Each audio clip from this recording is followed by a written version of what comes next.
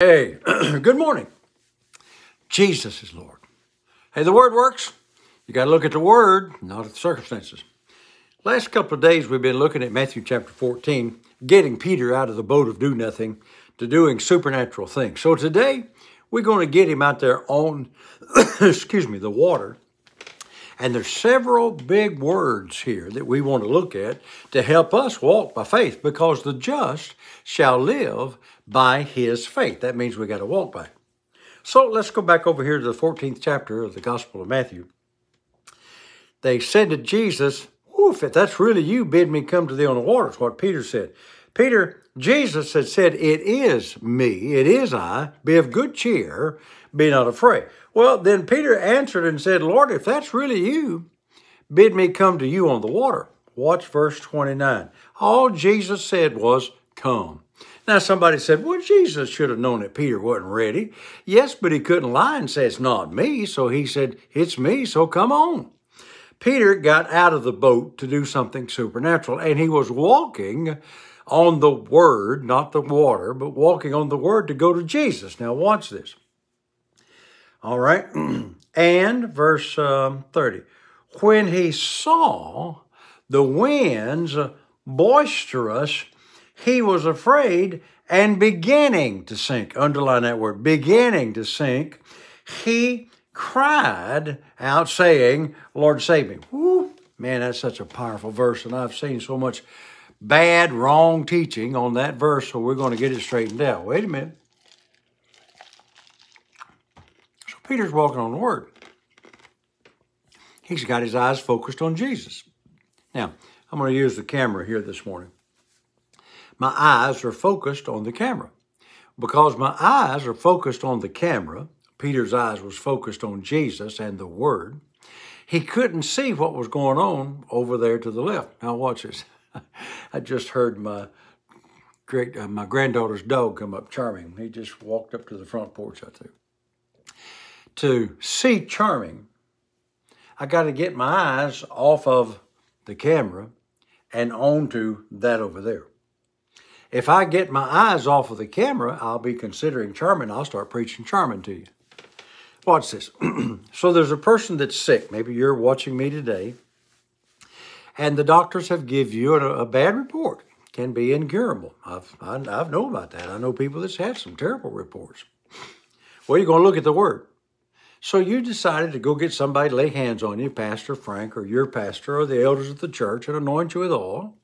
And you've taken the time before you got there to go to the Word and meditate on the Word that Jesus himself bore your sicknesses and carried your diseases. And he sent his Word and healed you. You're looking at the Word. Everything's going fine. Pastor prays for you. Everything seems to be fine. You're feeling a little better. You're looking a little better. Now watch. All at once, it gets a whole lot worse. I had to get my eyes off of the fact that he sent his Word and healed me to consider how much worse I felt. Or how about this one? This one's really wild. I'm feeling a whole lot better. That medication the doctor's given me is working well, and I feel better. How you feel, good or bad, doesn't have nothing to do with his stripes you're healed. What it does is you get your eyes off of the Word and off of the fact that Jesus did heal you and onto, I feel worse. Or somebody comes up to you and say, how you doing there, Pastor? Oh, I'm doing pretty good, considering the fact that I'm not supposed to be alive. Don't consider that. Consider the Word. Oh, yeah, but you look bad too. No, that don't have nothing to do with it. Let's go with another example. You're believing God for money to pay your bills.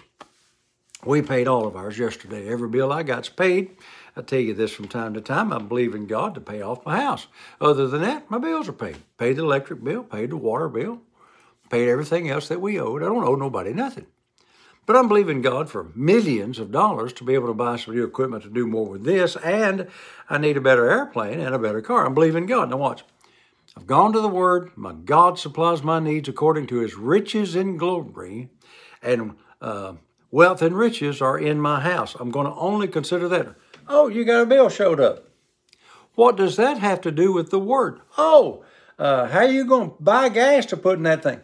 That doesn't have anything to do with wealth and riches being in my house. Or, you had a check come in the mail, so it's getting better. That ain't got nothing to do with it either.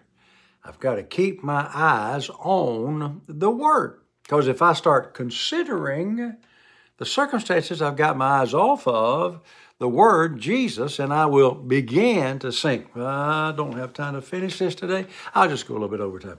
When he got his eyes off of the Word, watch this. But when he saw the winds boisterous,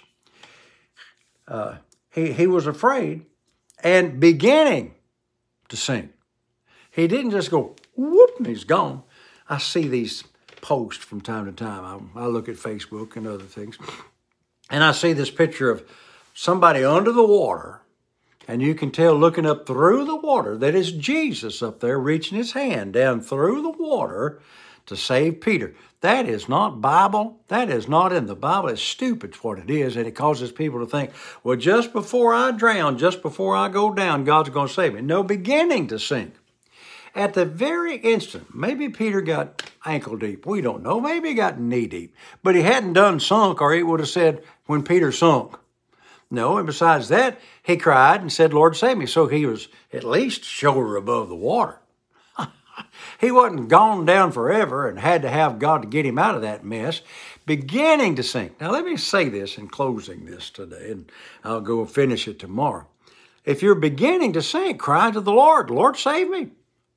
You got your eyes off the Word, and all them symptoms have come back on you, and you got to considering, Charman's out there, and he's wagging his tail, and he's wanting me to come out there and love on him. I can't consider that when I'm believing God to pay my bills. I can't consider that I paid him last month when I'm believing God to pay my bills. This is what I'm saying to you. The circumstances hadn't got anything to do with you walking on the water unless you, start looking over there. See, I can't look at the Word and look over there at the same time. I can't look at the fact that I paid my bills last month and look at the Word at the same time.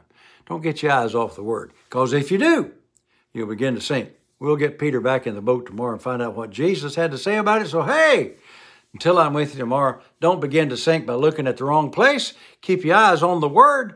Proverbs chapter 4, verse 23 or 24 said, let your eyelids look right on.